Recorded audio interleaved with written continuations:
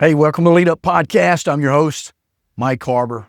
I'm here to help you become the kind of leader you've always dreamed of, the kind of leader others will follow. This is episode 453 today. We're diving into a topic that's a game changer for any leader serious about performance, elite level performance. My goal for you as we serve you is to help you become an elite level leader. The topic is Strengths Unleashed, empowering your team to thrive.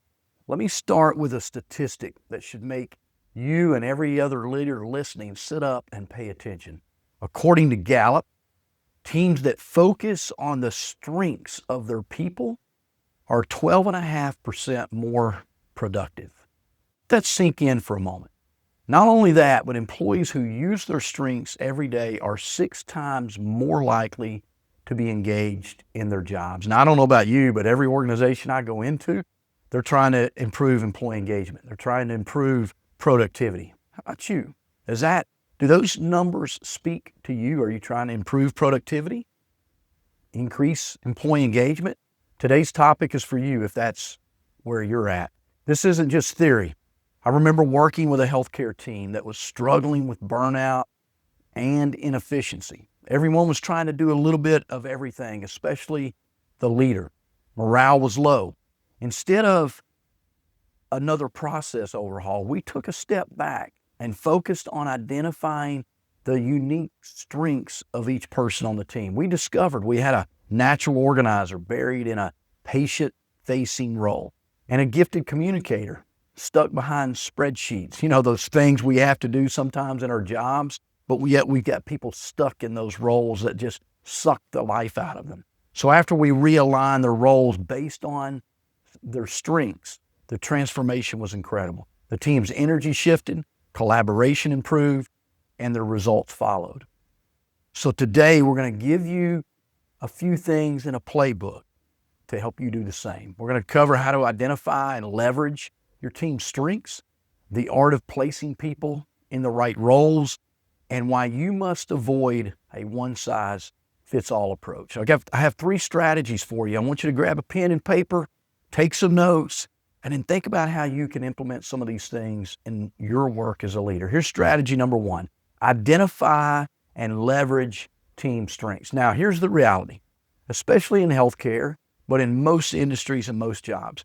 There are going to be things that all of us have to do sometimes that we don't like to do, that we don't necessarily have energy for. I understand that.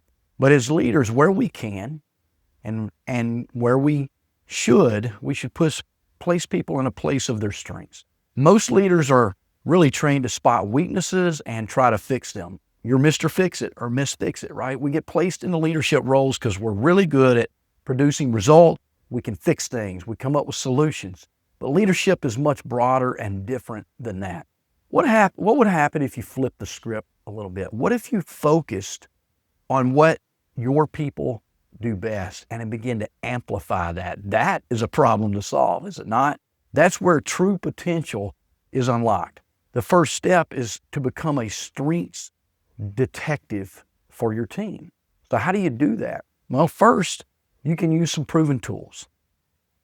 Assessments like DISC, assessments like Clifton Strengths. There's Myers-Briggs out there. Now, here at Harbour Resources, we use DISC assessments. It's a basic tool. It's easy to understand. You don't need a PhD level education to understand it. Every one of the other assessments that are in the marketplace are rooted in DISC philosophy. It's a real easy one. But we use these or many other of the assessments that are out there because they're fantastic. And if you focused on what your people do best and where their strengths are, it's going to help you lead a little bit better. But these assessments help provide a clear language and a framework to identify the individual talents that the people on your team have. They help people see what makes them unique and powerful. They help you as a leader understand what makes your people unique and helps them thrive in the workplace. Here's a second thing you can do. Just observe. Just listen. Be an observant leader. If you've listened to the Lead Up podcast anytime at all, I talk a lot about being curious, being an observational leader, listening, picking up on cues. Pay attention to what energizes the individuals on your team? When do they seem most alive and engaged? When do they get excited? When do they have a little pep in their step, as we say in Arkansas?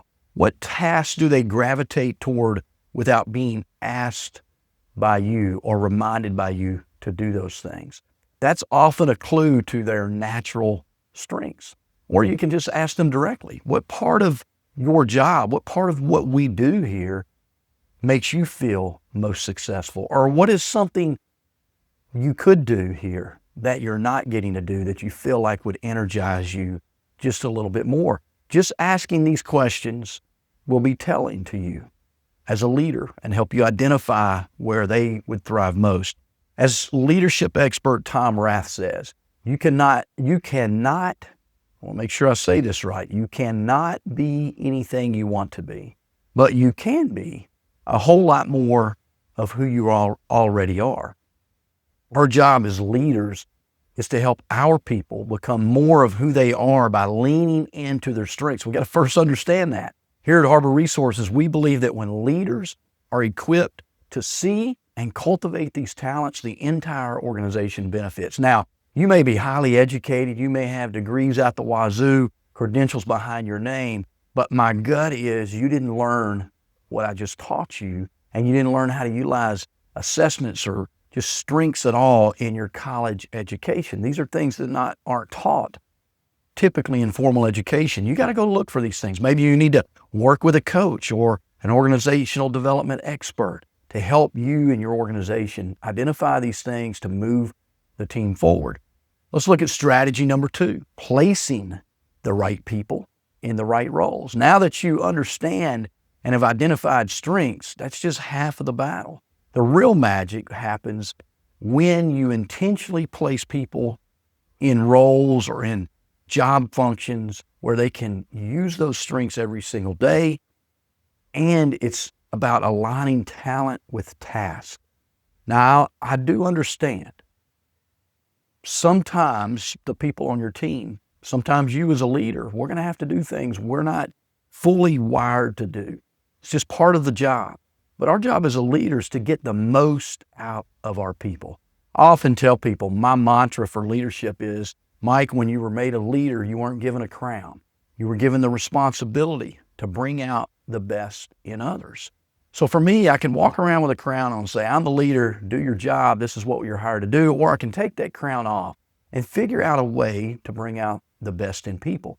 Once I've identified and understand their strengths, then I can look for opportunities, projects, functions in our department, in our organization, where I can place them in a place where they will thrive. Now, they can't do that 100% of the time sometimes, but when we do that, this energizes people. Think of it like a sports team. Football, you wouldn't put your best quarterback on the defensive line. Yet in the workplace, we do this all the time. We promote a fantastic clinician potentially into a management role that they're not suited for. Or we ask a highly creative person to manage detailed compliance paperwork. This doesn't put people in a place where they can thrive, and it's going to burn them out. It's going to overwhelm them, and they're going to lose energy and engagement and productivity for the job that you have them doing. This misalignment is a primary cause, primary agent, a driver, a leading indicator, whatever you want to call it, of disengagement, which we measure later. A recent study found that a major reason for employee turnover is the feeling of being underutilized or a poor fit for the role that they're in. When you place people in their strength zones, you're not just making them happier, you're making them more effective, more engaged. They'll stay with you longer. They feel valued, which is the number one indicator of whether somebody's going to stay with us long term or not. Peter Drucker, father of modern management, passed away, not sure, it's been years ago, but he says the task of leadership is to create an alignment of strengths in a way that makes weaknesses irrelevant. Wouldn't you like to make your weaknesses irrelevant? Look, many leaders I've talked to, sometimes they feel like they always have to be at the front of the room talking, but yet that's not necessarily their strength. Maybe there's someone else on the team that's better presenting ideas or getting rounding people up and getting energy behind a new project that we're trying to drive forward in the organization. This is one of those things where you don't have to be the strongest person on the team. Leadership is about influencing and utilizing the strengths of the people on your team. You're still in charge, you're still the leader, but you're utilizing somebody that has a better strength for you, and you can delegate or equip someone else to do some of those functions that they're better suited for. And so these contributions become so significant that the team can easily compensate for gaps that are on the team. So here's an action item for you to take out of the conversation so far. Look at your team this week. Is there one person whose role doesn't fully align with their obvious talents? Start a conversation with them about how you might be able to shift some of their responsibilities to a better match for who they are and what they do best. Let's look at strategy number 3, avoiding the one-size-fits-all leadership trap. Look, one of the things as we get promoted into leadership, we have a style of leadership and we think that's the best way to communicate. I was listening to a football coach recently. He's recently retired. You may know his name. His name's Jimmy Johnson. He's the last coach to really have success at the Dallas Cowboys. He's a Razorback like me, former Razorback. And he said, when he was talking about his great teams, he had to learn to communicate with his superstars differently. He talked about Michael Irvin, the way he communicated with him. He talked about Emmitt Smith, and a different style with Emmitt. Talked about Troy Aikman, a different style with him as well. There's no one-size-fits-all leadership for the individuals. Everybody on your team is an individual. That's another thing that a DISC assessment or any other assessment will help you understand. It's easy to fall in the trap of treating everyone on the team because we want fairness, which I'm not a fan of, but we create uniform development plans and we give the same type of feedback and provide identical opportunities. But a strength-based approach requires a customized leadership style. Everyone on your team should have an IDP, which is an individual development plan. I also recommend organizations have what I call a UDP, which is a universal development plan. There's things that everybody in the organization or on the team needs to know and be developed in. But then there's things that every individual wants to do differently, has different goals, has different strengths, and that's where that IDP is really utilized and really comes to life when you do that. This isn't about playing favorites. It's about being an effective and elite leader. This is how to go from average leadership to elite leadership, going to that next level. Your job is to adapt your style to bring out the best in each person. I was working with a leader recently who was asked to complete a 360 survey within her organization. Lots of feedback around her communication style. So we're now coaching her on how to adapt. This leader has one style of communication with everybody. And what she doesn't understand is how that style is not effective for the different types of personalities around the organization that she works with. And it's created some gaps in her ability and her effectiveness as a leader on the team. See, it's not one size fits all when we're communicating, when we're coaching, when we're leading others. And when you adapt, when you're flexible, that approach builds trust. It shows the individuals on your team that you see them as individuals, not just as a number, not just as a payroll, a position on the payroll, not just as a job function. It's a core part of relational partnership we build with organizations. We help leaders understand that customizing their approach is what drives real, sustainable change, increased productivity, increased engagement, improving retention, decreasing turnover, those things that may be top of mind for you. Now, I don't want this to be the end of the conversation for you. This is a crucial area of leadership. I want to recommend you go back to the Lead Up Podcast, leaduppodcast.com, or just do a search on your favorite listening platform. Look for episode 422 or episode 380 or episode 171, where we've talked about this maybe in a different way. I've talked about this similar topic many times, but you might hear something different on those. How about reading some good books? I'll recommend you might like this one, Surrounded by Idiots. I feel like that. How about you? Maybe I'm the idiot. I don't know.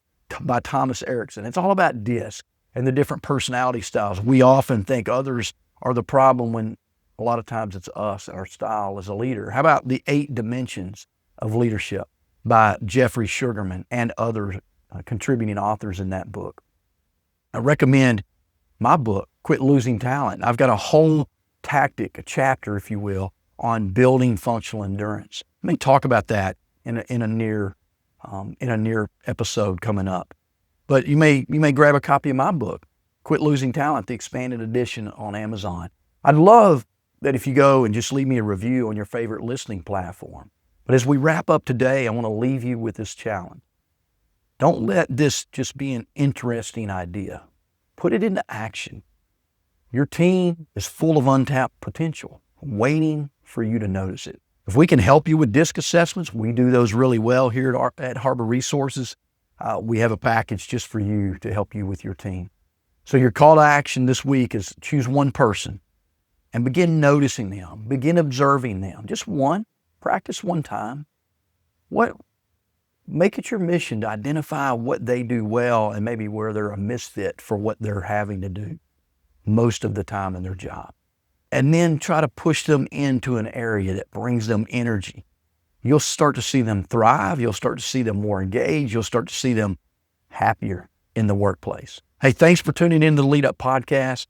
I hope this has been a valuable topic for you. If we can help you in other ways, reach out to us at harborresources.com. Lots of free resources there, by the way. Hope to see you on the next episode of the Lead Up Podcast.